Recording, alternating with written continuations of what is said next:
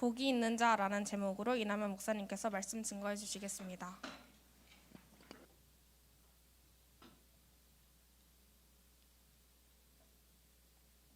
시록 1장 1절에서 3절 말씀, 그 중에 3절 말씀이 오늘 요절이죠. 이 예언의 말씀을 읽는 자, 듣는 자, 그 가운데 기록한 대로 지켜 행하는 자에게 복이 있다. 오늘 귀한 모든 렘넌트들 이 자리에 와 있다는 것 자체, 이 대열에 섰다는 것 자체로 최고의 복이 있는 것을 믿으시기 바랍니다. 오늘 옆에 있는 사람을 향해서 인사합시다. 당신은 복이 있는 사람입니다. 우리는 복이 있는 사람입니다. 하나님께서 주시는 아무도 막을 수 없는 절대적인 복이 있는 사람입니다. 아니, 복을 받았다는데 나는 왜 이렇습니까? 라고 생각한다면 오늘 메시지 속에서 답내시기 바랍니다.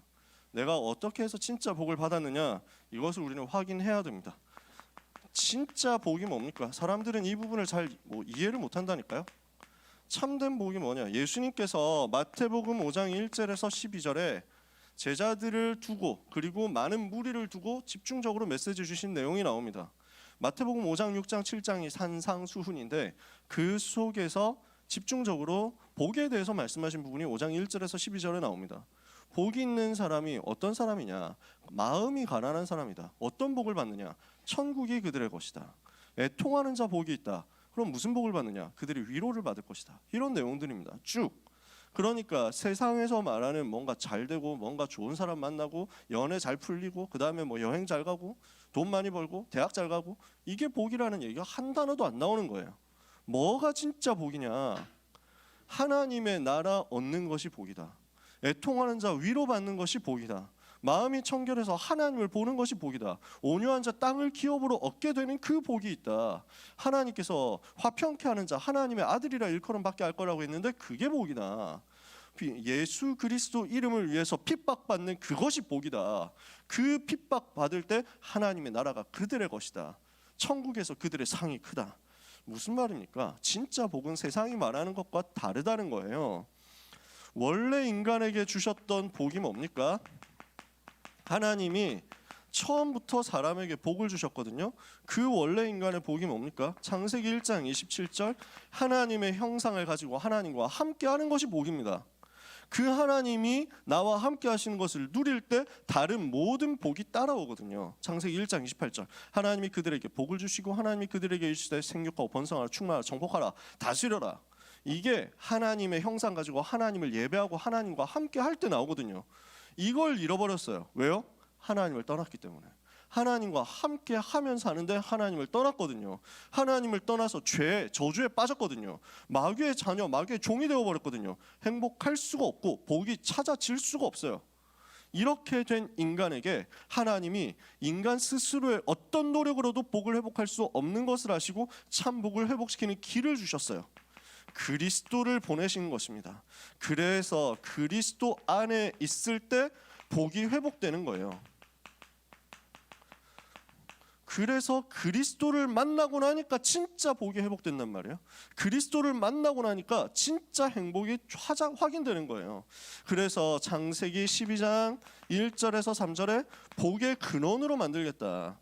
너를 축복하는 자는 내가 축복하고 너를 저주하는 자는 내가 저주한다. 땅의 모든 족속인 너로 말미암아 복을 받을 것이다. 네가 바로 복이 될 것이다. 하나님이 이 복음 회복한 아브라함에게 주시는 답이었어요. 복음을 회복한 여러분에게 근원적인 복이 같이 따라서 회복되는 겁니다. 왜? 그리스도께서 죄와 저주와 사탄의 권세를 깨트리셨으니까. 그리스도께서 지옥 배경에서 우리를 건져내셨으니까. 그리스도께서 모든 문제를 해결하셨으니까. 그래서 그리스도가 바로 복이라는 말이죠. 에베소서 1장 1절에서 10절에 그리스도 안에서 모든 하늘에 속한 신령한 복을 하나님이 주시는 것이다. 그리스도 안에 하늘에 있는 것이나 땅에 있는 것이 통일되는 것이다. 그래서 진짜 복은 뭐냐면 하나님을 만나는 겁니다. 진짜 복은 뭐냐면 그리스도입니다. 그리스도가 진짜 복이에요. 그리스도 얻은 것이 진짜 복이에요. 마음이 가난하니까 그 가난한 마음, 빈 마음을 가지고 그리스도를 붙잡게 되는 거예요. 마음이 꽉 차 있으니까 자기 마음이 부유하거든. 나는 별로 필요한 게 없어. 나는 아쉬운 게 없어. 나는 그리스도 필요 없어. 그게 최고 저주죠. 마음이 가난해. 그리스도를 붙잡을 수 있어. 그게 복이에요. 애통한다. 그러니까 너무 애통하니까, 너무 슬프니까, 나는 너무 힘드니까 그리스도 만나서 위로받아야 되겠어. 근데 그렇게 해서 그리스도 만나면 그게 복이라는 말이에요. 이해가 되시나요?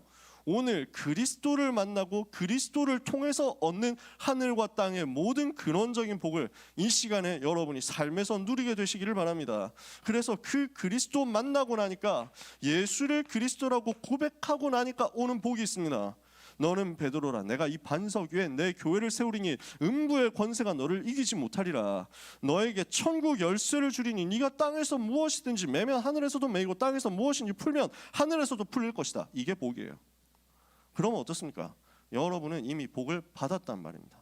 여러분은 복 중에서의 복을 받았단 말입니다. 여러분은 최고의 복을 받았다는 것입니다. 이 사실을 오늘 여러분이 확인하게 되시기를 바랍니다. 그런데 나는 왜 어렵습니까? 복을 분명히 받았다고 하는데 왜 나는 어려운가 말이에요. 이 질문에 대해서 오늘 답을 찾아야 되는데, 일단 답부터 얘기하고 갑시다. 진짜 복이 무엇인지를 찾으라는 겁니다. 가짜 복에서 벗어나서 진짜 복이 무엇인지를 발견하도록 언약을 붙잡아라. 가짜 것 가지고 있으면 그 가짜 것에 도취되어 가지고 그게 진짜인 줄 알고 살아가면서 진짜 복인 그리스도를 놓치게 될 거니까, 그럴 바에는 가짜 복 없는 게 낫다 이거예요. 돈이 있으면 그리스도를 안 찾을 것 같은 사람은 그 돈을 빼앗아 가시는 게 복입니다. 건강했을 때 하나님 못 만날 것 같다면 아파서라도 하나님 만나는 게 복이란 말입니다.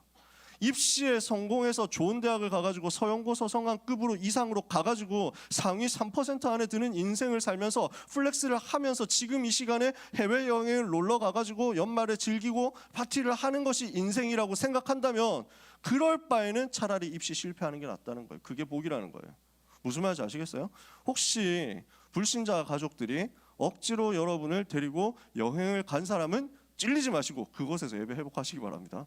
거기서 지금 온라인으로 드리면 돼요. 나중에라도 이 메시지를 듣고 있기를 바랍니다. 그러면 돼요. 너무 낙심하지 마세요. 우리가 율법으로 정죄하는 게 어디 크리스마스 때 감히 해외여행을 놀러가고 이래가지고 저주를 하자는 게 아니니까 여러분 붙잡으세요. 오늘 언약 붙잡으면 됩니다.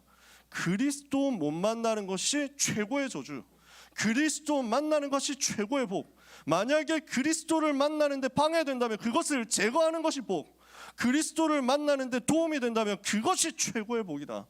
그러니까 욥이라는 사람이 있죠. 구약 시대에 이 욥이 되게 잘 살았단 말이에요. 너무 잘 살았어. 그리고 너무 착하게 살았어. 너무 바르게 살았어. 너무 깨끗하게 살았어. 그리고 신앙생활도 열심히 했어. 교회 열심히 다닌 거지. 지금으로 따지면 피제사를 항상 드렸다니까. 근데 하나님이 욥한테 문제를 줍니다. 어떤 문제가 옵니까? 아니 갑자기 전 재산 다 날아간 거예요. 무슨 비트코인 투자 전 재산 올인, 내 인생 올인 이것도 아닌데 갑자기 다 날아가 버렸어. 전 재산 다 날아가고 그 다음에 자기 자녀들 거기서 그 쑥대밭에 다 죽고, 그래서 살해당하고, 그 집 무너져가지고 다 죽고, 뭐 재산을 다 이제 뭐 강도들이 와가지고 약탈하고, 뭐 별 희한한 사건들이 일어나. 세상이 이렇게 억까할 수가 있냐. 거기다가 욥은 병에 걸렸어요. 거의 피부암에 걸린 것 같아요. 계속 죽을 때까지 계속 긁어야만 되는 거야. 피가 나도록 계속 긁어야 되는 거야. 온몸이 만신창이 된 거예요. 왜 이렇게 됐느냐. 그러니까 주변에 친구들이 위로한다고 와가지고 일단 보고 너무 충격받아서 3일 동안 같이 운 다음에 그때부터 디스전이 시작되죠. 그게 욥기거든요. 서로가 서로를 디스하는 거예요. 네가 뭔가 잘못했을 거다. 네가 몰라서 그렇지 뭔가 죄 지은 게 있을 거다. 죄 안 지은 사람한테 하나님이 이렇게 벌을 주는 적이 있냐. 이 정도로 벌 받은 거 보니까 너는 진짜 뭔가 심각한 죄를 지었으니까 빨리 회개해라. 그러면은 네 시작이 미약했지만 나중에 창대할 수도 있다. 그래서 그 구절 별로 좋은 구절은 아닙니다. 어디 가서 내 시작은 미약하였으나 내 나중은 장대하리라 이런 거 좀 모르는 사람들이 또 막 성경 구절 인용한다고 뭐 이런 얘기도 하는데 그거 원래 디스하면서 나온 말이거든요. 별로 좋은 말은 아니에요. 뭐 굳이 안 쓸 말은 아닙니다만 그렇게 복음 충만해서 나온 말은 아닙니다. 그러니까 욥도 진짜 얼마나 억울합니까? 황당하잖아요. 나는 아무 잘못한 게 없어. 나는 죄 지은 게 없어. 나는 항상 하나님 앞에 서려고 했었어. 근데 이렇게 문제가 온 거야. 어떻게 이럴 수가 있냐. 근데 니놈들은 위로한답시고 와가지고 네가 나쁜 놈이다 이렇게 얘기를 하고 있으니까 내가 얼마나 얼척이 없냐. 진짜 개열받네. 꺼져 그럴 것 같으면. 요 얘기가 지금 반복됩니다. 근데 하나님의 계획이 어디 있었냐. 욥한테 중요한 걸 깨닫게 한 거예요. 욥이 뭘 깨닫냐면 욥기를 누가 썼을까요? 욥이 썼겠지. 욥이 썼을 거 아니에요. 욥기를 쓴 욥이 뭐라고 기록했냐면 욥기 1장 2장에 보니까 마귀가 와서 하나님 앞에서 고발하는 내용을 썼습니다. 마귀가 와가지고 욥을 고발하면서 욥을 어렵게 하는 내용을 욥이 직접 기록했습니다. 나중에 뭘 깨달았다는 거죠? 마귀라는 놈이 있다는 것을 깨달은 거예요. 사탄이라는 존재가 지금도 활동한다는 사실을 사실적으로 본 거예요. 그 전까지 신앙생활을 열심히 해왔는데 어떤 면에서는 종교생활을 한 거예요. 내가 바르게 살고 내가 열심히 살고 내가 하나님 앞에서 의무 다하고 예배 잘 드리고 헌금 잘하면 하나님이 나를 축복하시겠지? 이거 가지고는 영적인 문제를 못 이기거든요. 피제사를 계속 드리는데 그 피제사의 주인공이 누구신지를 모르면 종교생활이 되거든. 오늘 예배하는 여러분이 그리스도를 예배 속에서 발견하셔야 됩니다. 그리스도의 비밀을 예배 속에서 찾아내야 됩니다. 그러면 여러분은 참된 복을 그때부터 계속 회복하게 됩니다. 하나님이 욥에게 이걸 깨닫게 하신 거예요. 아, 지금 아무리 노력하고 아무리 교회 열심히 다니고 아무리 바르게 살아도 해결할 수 없는 영적인 문제가 있구나. 그 영적인 문제 일으키는 흑암 세력이 있구나. 이것 꺾지 않으면 저주는 계속 반복되는구나. 이것과 싸워야 되는구나. 근데 내 힘으로 싸울 방법이 없어. 그러니까 뭘 붙잡습니까? 그리스도를 붙잡아야 되는 거예요. 욥이 뭐라고 고백합니까? 내가 알기에는 나의 구속자가 살아계시니 그가 후일에 땅 위에 서실 것이라. 오실 메시아를 고백한 겁니다. 그리스도께서 오셔서 이 땅 위에 서실 것, 성육신 하실 것, 이것을 바라본 거예요. 내가 그를 만나게 되기를 원한다. 내가 그를 보기에 내 마음이 초조하다. 내가 이 썩은 가죽 밖에서 만나게 될 것이다. 그리스도를 바라보고 그리스도를 소망하고 오실 메시아 붙잡으니까 그때부터 비로소 길이 보이는 거예요. 나의 길을 오직 그가 아시나니 그가 나를 단련하신 후에는 내가 정금같이 나오리라. 답이 나는 거죠. 그러니까 욥에게 하나님께서 주시려고 했던 것들이 욥에게 다 찾아지잖아요. 나중에 가서 욥이 잃어버렸던 것을 전부 다 2배로 하나님이 축복하십니다. 전 재산 2배로 옵니다.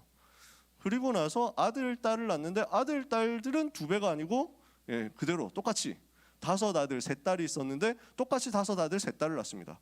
저는 어릴 때는 이거 보면서 아니 왜 아들, 딸은 2배로 안 주셨지? 그래서 앞에 거는 2배였는데 재산은 2배인데 왜 아들, 딸은 10명, 6명 이렇게 안 나오고 5명, 3명 꼭 똑같이 이랬는데 나중에 생각해보니까 답이 간단한 거야. 천국 가면 있잖아. 천국 가면 합하면 2배가 되는 거지.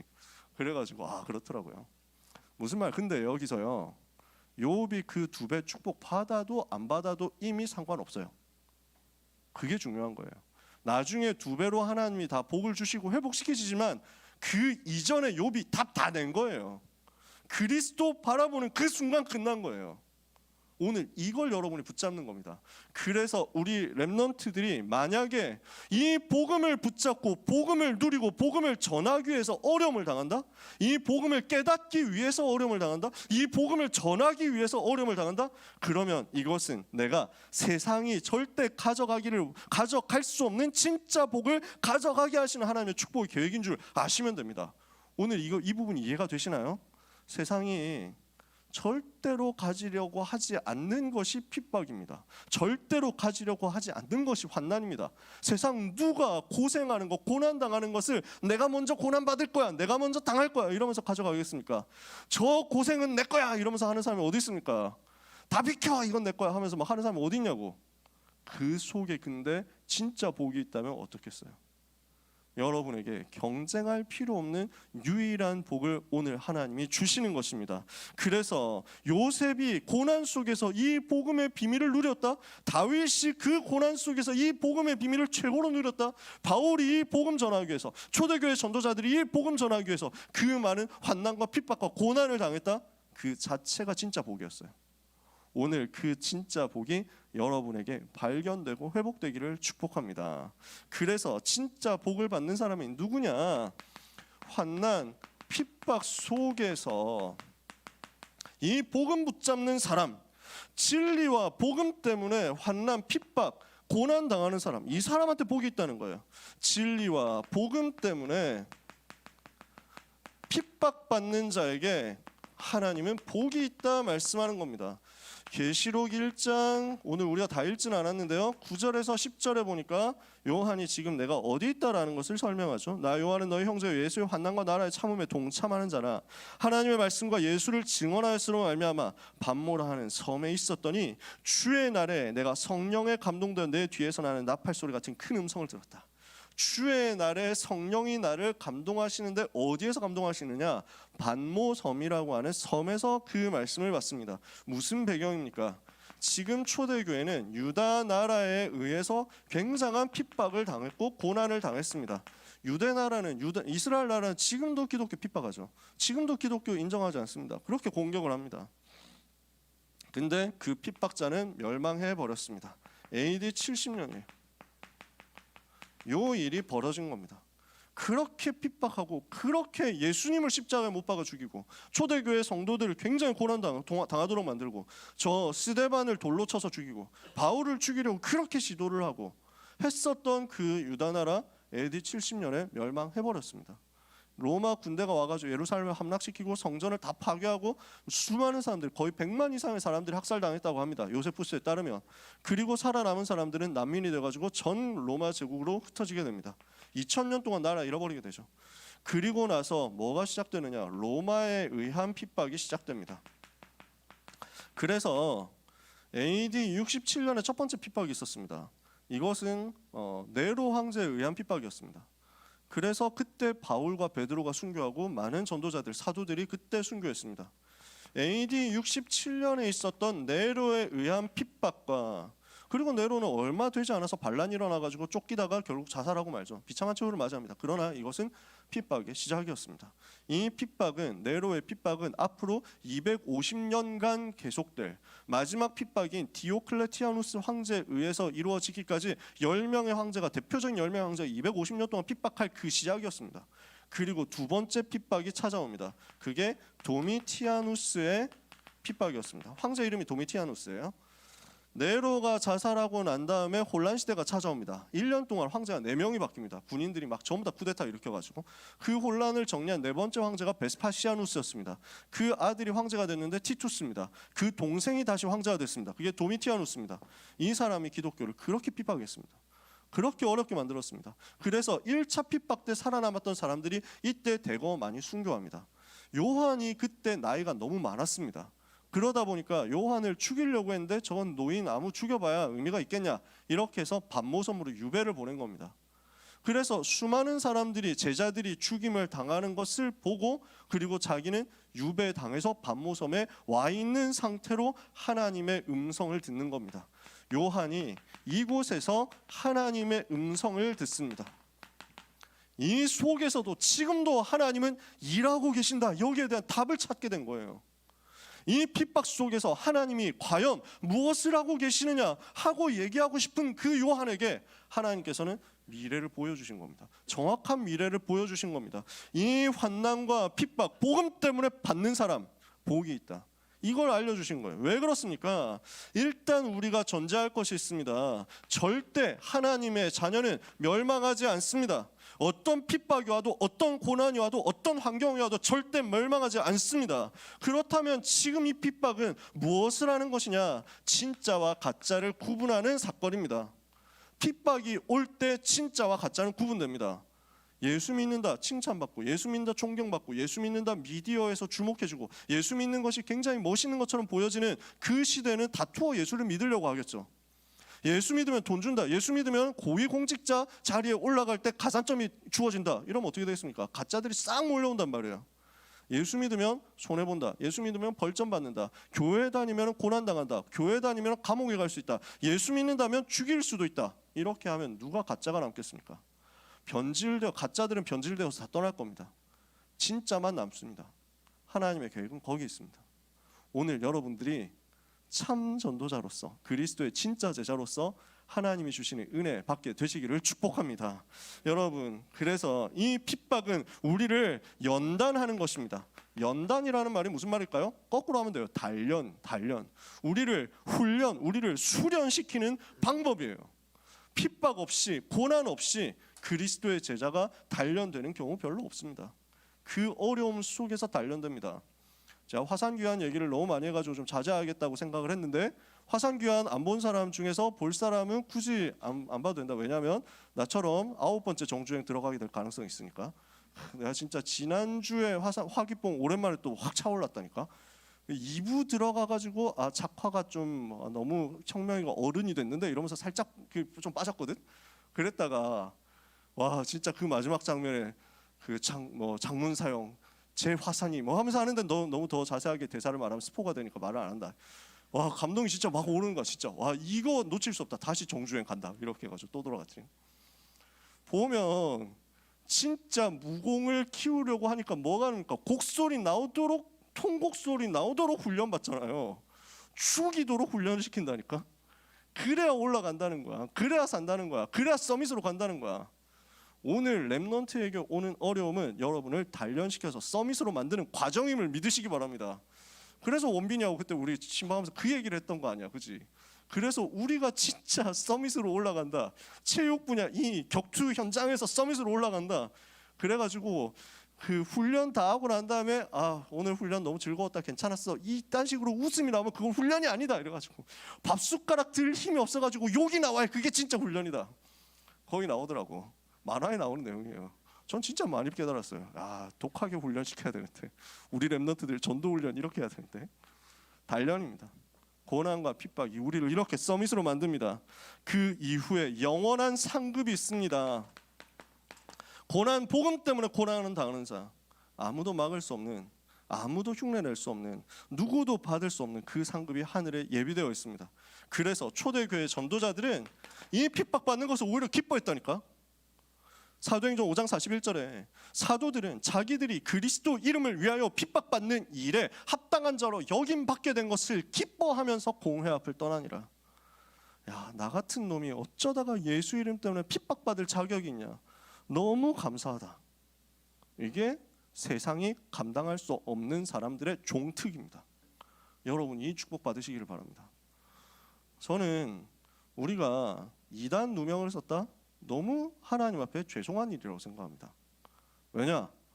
솔직히 이단 누명 썼다고 여러분들이 뭐 객관적으로 손해볼 만한 일들이 얼마나 많이 있습니까? 어느 정도 많이 손해봅니까? 딱히 우리가 취업하는데 엄청 장벽이 있거나 이렇진 않잖아요. 소소하게 있기는 하더라고요. 현장에 보니까 소소하게 고생하시더라고요. 그래도 초대교회 전도자들처럼 카드 찍었는데 혹시 다락방이세요? 이러면 카드 거래 안 되십니다. 이러면서 막 현금도 안 되십니다. 다락방한테 물건 안 팔아요? 이런 건 아니고 초대교회는 그거였어. 초대교회 전도자들은 돈 들고 가도 예수 믿으세요? 예수를 그리스도라고 한다고? 우리 가게 안 팝니다. 물건 안 팔아요? 다 이렇게 해가지고 물건을 살 수가 없어. 돈이 있어도 물건 못 산다니까.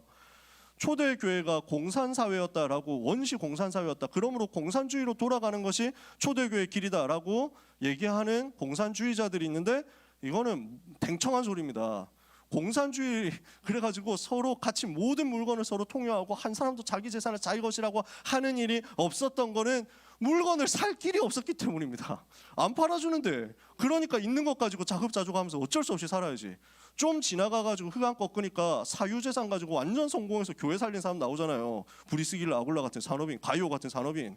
그러니까 못 모르고 헛소리 하는 사람들 때문에 골치 아프다니까. 그러니까 초대교회 그만큼 고난했다면 우리가 예수 믿는다는 이유로 감옥 갑니까? 지금 저 C국 나라, 저 북한 나라 이런 공산권 나라에서 지금도 예수 믿는다면 감옥 가잖아요. 지금도 우리 다락방 가족 중에 감옥에 있는 C국에서 감옥에 있는 분이 있다니까요. 기도수첩 출판했다는 이유로 잡혀가가지고. 그렇게 우리가 고난 당합니까? 솔직히 우리는 그 정도 고난 아니잖아. 솔직히 그 정도까지 힘들진 않잖아. 그 정도까지 예수 믿는다, 다락방 한다는 이유로 목 잘리진 않잖아. 실제 죽지는 않잖아. 근데 감히 우리가 부족한 우리가 이단이라는 손가락질 한 번 받았다는 이유로 천국 가가지고 저도 핍박받다가 왔습니다 이렇게 나댈 수 있다는 게 얼마나 죄송하고 부끄럽고 감사합니까? 영광이죠. 하나님이 주시는 은혜입니다. 오늘 그 은혜의 풍성함을 여러분이 누리게 되시길 바랍니다. 복음 때문에 핍박받는 자 복이 있다. 그냥 핍박만 받는 게 아니고 누가 복이 있느냐? 그리스도 안에 있는 자가 복이 있다. 이것으로 오늘 붙잡으시기를 바랍니다. 누가 복이 있습니까? 그리스도를 아는 자가 복이 있습니다. 그리스도가 누구시냐라는 것을 제대로 아는 거죠. 뭘 알아야 됩니까? 예수가 그리스도라는 사실을 아는 것입니다. 우리가 성탄 캠프를 합니다. 성탄절 축하를 합니다. 성탄절 행사를 합니다. 뭔가 이렇게 만들어가지고 장식도 합니다. 왜 합니까? 예수가 그리스도로 오셨다는 것을 알고 믿고 선포하기 위해서입니다. 그러니까 여러분, 성탄 캠프를요, 우리는 원색적으로 해야 됩니다. 그리스도를 원색적으로 선포해야 됩니다. 우리가 오늘 제가 찬송가 선곡을 115장, 120장, 122장, 126장 했거든요. 가사에 원색 복음 들어있어요. 찾아보세요. 당장 예를 들어서 우리가 방금 120장 찬송 불렀죠. 여러분 잘 안 부르죠? 성탄 찬송인데 잘 안 부를 사람들 많을 거예요. 저는 이 120장 찬송이 너무 중요하다고 생각해요. 여러분 진짜 이 성탄절 시즌에 제일 많이 불러야 될 찬송들이 이런 찬송들이에요. 사실은 저는 고요한 밤 거룩한 밤은 제가 선곡을 많이 안 합니다. 나쁜 찬송이란 건 아닌데 주로 아기 잘도 잔다 하고 끝나잖아요. 근데 그걸로 끝나면은 이게 원색 복음이 아니에요. 원색적인 복음의 그 강도가 약하다니까. 그걸로만 끝나면 왕이 나셨도다 하고 선포하면은 그게 완료가 되는데, 그게 아기 잘도 잔다 하고 보통 끝나. 1점 하고 끝난다니까. 그러니까 흑암의 권세를 꺾기 위해서, 죄의 저주를 꺾기 위해서, 사탄의 모든 멸망의 12가지 저주를 끝내기 위해서 오신 그리스도, 이 사실이 날마다 계속해서 확인되고 선포되어야 된단 말이지. 그 그리스도께서 내 속에 오셨다라고 고백하는 게 120장이에요. 오 베들레헴 예수님, 내 마음에 오셔서 내 죄를 모두 사하고 늘 함께 하소서. 영접이에요. 이거 누리는 것이 성탄절의 본질이란 말이지. 오 임마누엘 주 예수님, 내 마음에 오시옵소서. 내 속에 주인 돼서 역사하여 주옵소서. 122장 찬송 여러분 잘 알죠? 이 찬송 잘 알잖아요. 참 반가운 성도요, 이 찬송 알잖아요. 제일 중요한 건 3절 4절이에요 잘 모르는 사람들이 특송 같은 거 할 때 꼭 1절 2절 간주 4절 이런다. 근데 3절이 중요할 때가 꽤 있다니까. 진짜 예를 들어서 주 하나님 지으신 모든 세계 찬송, 여기서 제일 중요한 거 3절입니다. 주 하나님 독생자 아낌없이 우리를 위해 보내주셨네. 십자가에 피 흘려 죽으신 주 내 모든 죄를 대속하셨네. 그것만 쏙 빼고 한다니까. 이게 진짜 웃기는 거지. 여러분 3절 가사 우리를 구하시기 위해서 동정녀의 몸에서 나시었으니, 이게 122장 3절이에요. 뭐 하는 거죠? 창세기 3장 15절 성취하시기 위해서 처녀에게서 태어나셨다 선포하는 거예요. 엄청난 내용이죠. 4절에 여호와의 말씀이 육신을 입어 날 구원할 구주가 되셨도다. 성육신하셨다. 말씀이 육신을 입고 이 땅에 오셨다. 우리 그거 선포하는 거예요. 계속 그거 선포해야 돼요. 만왕의 왕 만주의 주로 오셨다. 이거 선포해야 돼요. 찬송 가사에 보면 곳곳에 그런 것들이 있어. 근데 그런 것들을 꼭 잘 안 불러. 누구의 장난인지. 저는 정말 좋아하는 성탄 찬송이 있는데 주중에 여러분하고 같이 할 겁니다. 서밋타임 할 때 이럴 때 같이 할 거예요. 117장 찬송이 있거든. 만 백성 기뻐하여라 하늘의 평화가 저 마귀 권세 이기고 우리를 구했네. 바로 지른다니까. 이런 거 선포해야 돼. 예수가 그리스도로 오셨다는 사실을 알고 그냥 아는 게 아니라, 오늘 방금 우리 문희를 통해서 우리 문희가 찬양 인도하면서 설명했잖아요. 그가 내 안에, 내가 그 안에 있음으로 아는 겁니다. 이게 진짜 아는 거예요. 그리스도를 안다는 건 뭘 말하냐? 주님이 내 안에 계시고 내가 주님 안에 있음으로 서로가 서로를 아는, 사귐에 아는 것을 말합니다. 이거 여러분이 붙잡는 거예요. 이렇게 그리스도를 알고 그리스도께 계시를 받는 사람, 그 사람이 복이 있다. 그리스도로 말미암은 계시를 받는 사람, 무슨 말이냐? 하나님의 나라의 비밀을 알고 하나님과 소통되는 영적인 비밀을 안다는 말이죠. 세 번째, 그 속에서 하나님이 보여주시는 장래의 일을 아는 사람이 복이 있다. 하나님께서 알게 하시거든요. 그리스도 안에 있는 사람에게 요 세 가지를 알게 하신단 말이지. 장래의 일을 안다는 것은 뭔가 보인다, 뭔가 이상한 게 보인다, 뭐가 지나간다, 뭐 이렇게 하는 게 아니에요. 무슨 무속인처럼 환상을 보고 뭐 이렇게 하는 게 아니에요. 뭘 보는 것이냐? 말씀의 흐름 속에서 당연히 되어져야 될 세계복음화의 미래를 미리 보는 것입니다. 그리스도 안에 있는 자가 복이 있다. 그리스도를 알고 그리스도로 말미암아 계시를 알고 그것으로 말미암아 아는 세계복음화의 장래일을 안다. 이걸 보고 사도행전 1장 1절 3절 8절이라고 합니다. 그리스도, 하나님 나라, 성령 충만. 이것으로 세계복음화. 세 번째입니다. 누가 복이 있느냐? 말씀 예언 속에 있는 사람이 복이 있습니다. 오늘 이 자리에 있는 것은 여러분이 이 속에 있다는 것입니다. 말씀 예언 속에 있다는 것입니다. 하나님께서 우리에게 무엇을 말씀하시나? 3절을 보니까 이 예언의 말씀을 읽는 자와 듣는 자와 그 가운데 기록한 대로 지켜 행하는 자에게 복이 있다. 말씀을 읽는다는 것은 기록된 하나님의 말씀이 있다는 거죠.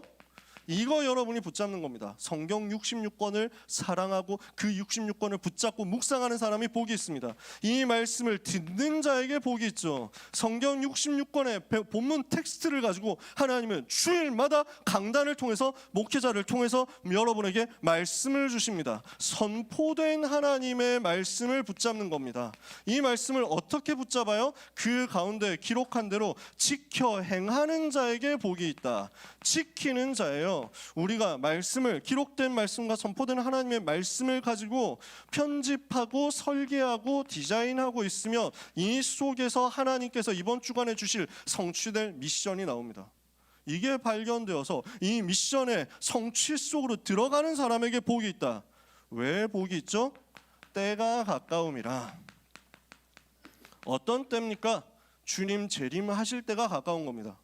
핍박과 고난이 심해지면 심해질수록 우리는 좋습니다. 왜? 주님 오시는 날이 가까워지고 있다는 거거든요. 요한계시록에 보면 앞으로 많은 내용들이 나옵니다. 우리가 요한계시록 다음 주에 한 번 더 얘기하겠지만 그 내용을 디테일하게 다루지는 않습니다.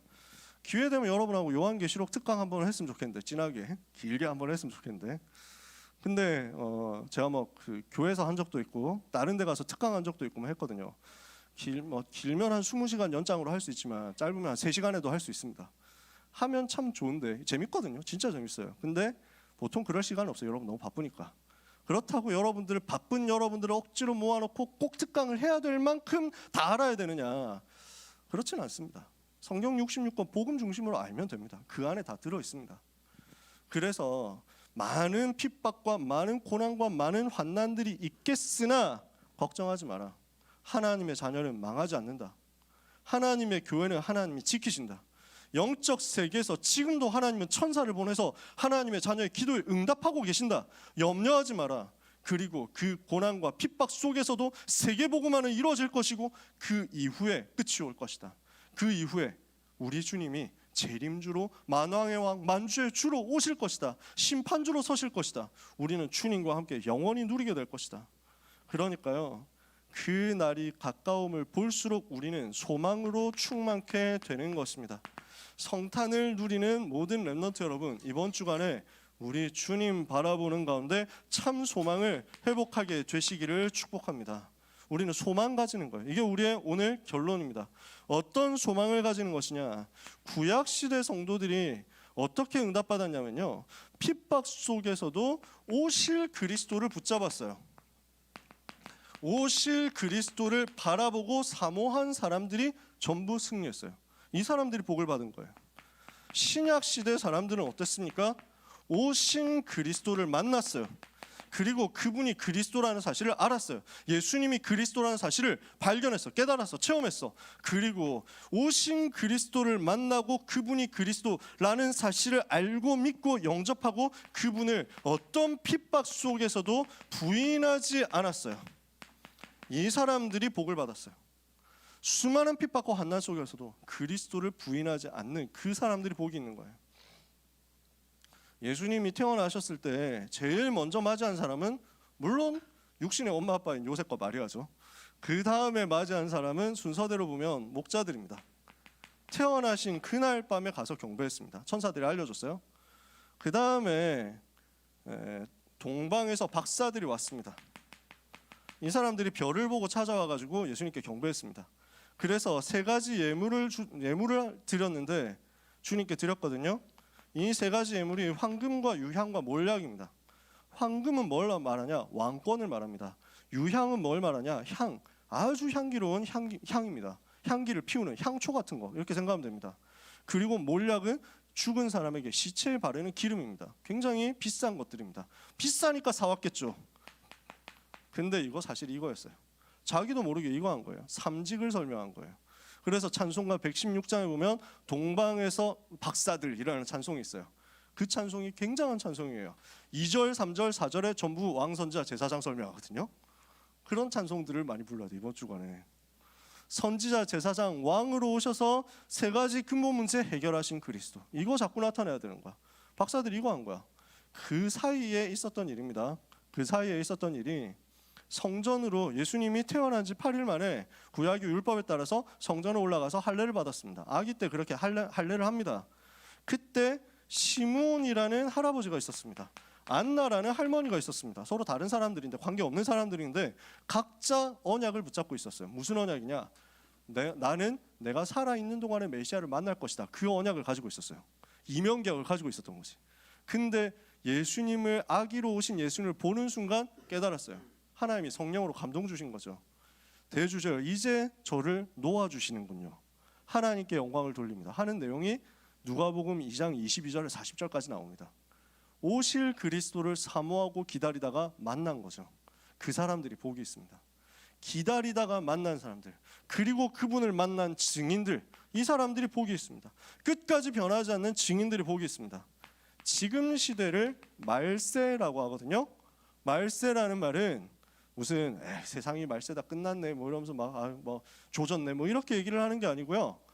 예수님이 승천하신 이후 재림하실 때까지의 그 모든 기간이 신학적으로 말세입니다. 그래서 지금도 말세예요. 말세를 사는 우리는 무엇을 해야 되느냐? 어디에 소망이 있어야 되느냐? 다시 오실 재림주로 오실 그리스도를 바라보는 겁니다. 간절히 바라보고 기다리고 사모하는 겁니다.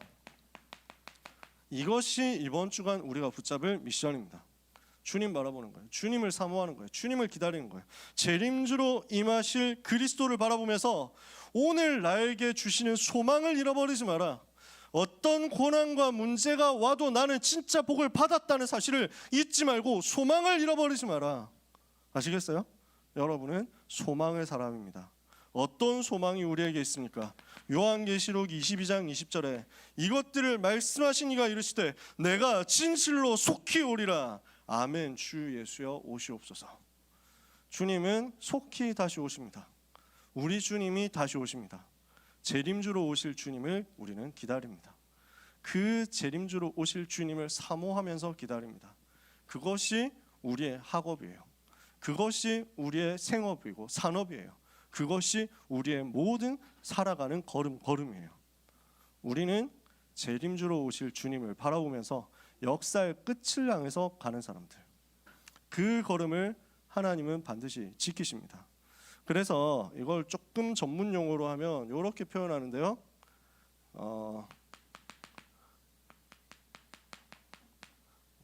이거 나도 한자를 봐야 돼. 어렵거든. 네. 대강이라고 합니다. 성탄절 전에 한 4주간 정도를 대강절이라고 하는데 여러분 잘 모르실 거예요. 대강, 강림하시는 것을 기다린다, 기대한다 그 말입니다. 주님이 처음 오실 때 사람의 몸을 입고 오실 때 그것을 기다린 구약의 사람들, 그분을 만난 신약의 사람들, 우리는 다시 오실 주님의 임하시는 것을 기다리는 사람들, 그 진정한 소망을 이번 주간에 놓치지 말고 언약 붙잡는 그 응답을 다 받게 되시기를 예수 그리스도 이름으로 축복합니다. 옆에 있는 사람을 향해서 축복합시다. 메리 크리스마스. 기도하겠습니다. 하나님 감사합니다. 다시 오실 주님을 사모하며 기다리며 오늘을 전도자의 삶으로 살아가게 하시는 우리에게 소망 주시는 하나님께 감사와 찬송을 드립니다. 사람의 몸을 입고 2000년 전 이 땅에 오사 죄와 사탄과 지옥의 모든 문제를 해결하시고 우리를 모든 저주에서 건져주신 주 예수 그리스도를 높여 찬양합니다. 모든 영광을 하나님께서 받으시며 죽임당하신 어린 양 되신 주 예수 그리스도께서 가장 높임을 받으시옵소서. 우리 렘넌트들의 한 주간의 삶을 통해서 그리스도께서 이 땅에 오신 비밀과 그리스도께서 다시 오실 그 비밀이 확인되고 선포되고 누려지는 축복이 있게 하여 주옵소서.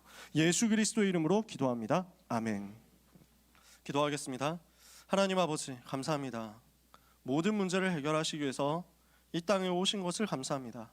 십자가에서 죽으시고 부활하셔서 우리 인생의 모든 문제를 단번에 끝내심을 감사합니다. 그를 믿고 영접한 우리 속에 지금 함께 계시며 재림주로 심판주로 오실 주님을 사모하며 살아가도록 은혜 주시니 감사합니다. 이 비밀을 알고 기쁨과 기도와 감사로 하나님 앞에 예물을 드리는 손길 위에 24의 응답과 25의 증거와 영원의 작품이 임하게 하여 주시옵소서. 모든 렘넌트들의 평생에 하나님을 기쁘시게 하며 전 세상의 재앙을 막는 플랫폼, 파수망대, 안테나를 세울 수 있을 만큼의 빛의 경제가 회복되게 하여 주시옵소서. 오늘 모든 예배를 통해서 모든 순서를 통해서 하나님이 찬송과 영광과 높임을 받으시며 예수가 그리스도 되심이 각 사람에게 기쁨으로 누려지는 응답이 있게 하여 주옵소서. 특별히 순서 맡아서 헌신하는 귀한 모든 캠프에 참여하는 렘넌트들에게 1천만 배로 복을 내려 주옵시고 성령의 기름 부으시는 역사가 체험되게 해 주옵소서. 예수 그리스도의 은혜와 하나님의 그 크신 사랑과 성령님의 역사하심이 오신 그리스도, 다시 오실 그리스도를 바라보며 오늘의 시간표 속에서 참된 복을 누릴 살아가는 고등부 모든 렘넌트와 전도자들 위해 지금부터 영원까지 항상 함께 있을지어다. 아멘.